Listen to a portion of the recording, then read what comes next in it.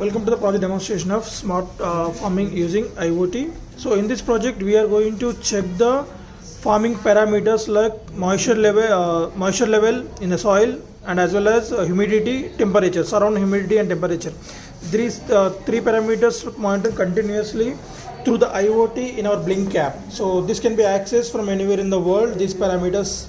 And also we are going to interface these two sensors to Node MCU. So the Node MCU will read the input from this soil moisture sensor and input from this DHT11 sensor. Coming to the interfacing connections, so the output from this sensor is given to the A0 pin. Here the A0 pin, that is the analog input. So here only we need to connect that. And DHT11 is interfaced at the GPIO 0 pin, that is here D4 pin.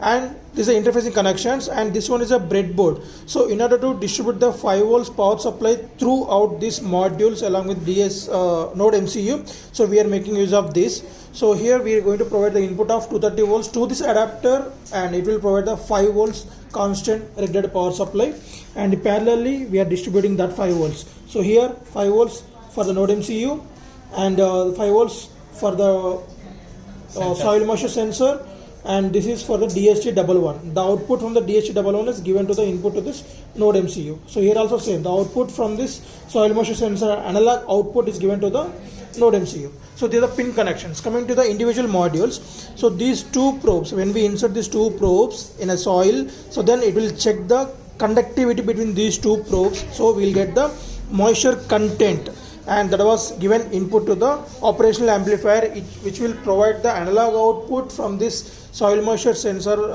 board, that's amplifier board, to the A0 pin of our Node MCU.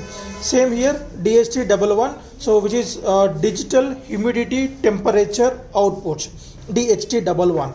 So it will provide the I2C data directly given to the input of our Node MCU. So here we need to provide the two power supplies, as while we are executing this in Wi-Fi connection through, then it will take the more power. That's why we are providing the extra power supply for the Node MCU and extra power supply for the input modules.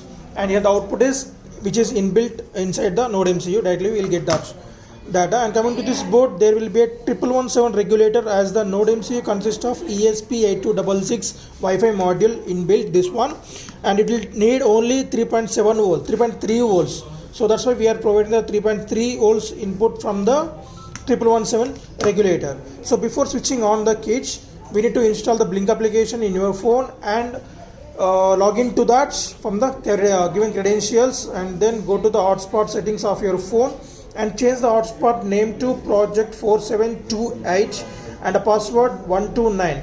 So I'm repeating that, project 4728 without any space, without any capital letter, which should check properly.